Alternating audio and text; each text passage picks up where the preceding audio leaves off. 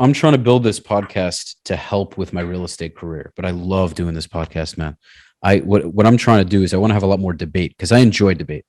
So I know a lot about what I'm trying to do. One of my really big goals, and I know it's going to work. I have to meet with him unless he sees me talking about it in different platforms. I made a reel about it and I sent it out. Have you debated people about Palestine versus Israel? Yeah, sure. I've talked about it. Have you? Are these available online? Because I haven't seen you debate that. If I know Joe Rogan invites me over to do a show, Joe Rogan, I'm manifesting this right now. We're going to have a conversation on your podcast, whether it be, and I'm just telling you're sitting here, so I'm just witness. remember this, and I'll explain to you why it's going to be about this topic. But we're going to have we're going to have an episode about the Israeli-Palestinian conflict on your podcast, debating either a Palestinian or pro-Palestinian. I know you've wanted to do this with Ben Shapiro.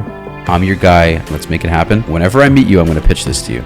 So let's do this. I know it'll get a fuck ton of views. I'm absolutely positive. His episodes, he can talk about corn and it'll get millions of views.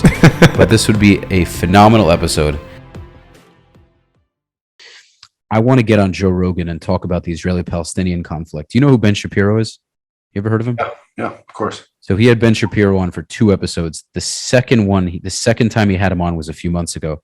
And towards the end of the episode, they started talking about Israel and Palestine. And Ben is very knowledgeable in the history, but he wasn't in the army there. He didn't live there. So there's a lot he doesn't necessarily know. And he's definitely argumentative, but he has this very nice personality. He's kind of just more soft and gentle. I don't think he would punch somebody in the face if they touched his wife's ass. Put it that way. I don't want to put him on. I don't want to roast him here because I love the guy. But anyhow, he'd probably agree with me though. But anyhow, Joe asked him if he would come on and have a debate with somebody on the other side, and he kind of agreed, but it never happened. And I know that if I got on Joe's episode and did it, it would be a phenomenal episode because I have very, very blunt and direct points of view on it. And if I had somebody that was very opinionated and very strong-minded on the other side, it would make a great fucking debate. So I just want to get on. What's his position about the facts? Ben's? Yeah. Ben is definitely pro-Israel, but he just kind of talks about how Israel has a lot of good components to it, the way the government runs, and the Palestinian side has a lot of unhealthy sides to it.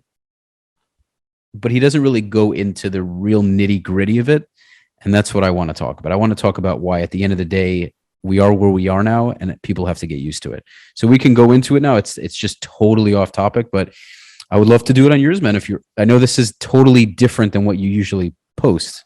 I don't know enough about it to have a good debate. I can give you all the information you want. We can If you can get Ben Shapiro and you on my podcast to debate the Palestinian Israeli conflict, I would do that. Well, we're on the same side, so you would have to get both of us and then somebody else from the other side, or 2 other people from the other side. So you and Ben are on the same side? We're on the same team. Yeah, we agree. So we'd have to get a Palestinian. Yes, we get like a hardcore. Yeah.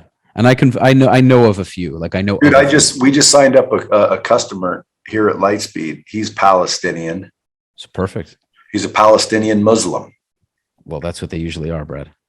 Oh, there's no Palestinian Christians? There are, but very few, and they're usually more neutral. They're definitely.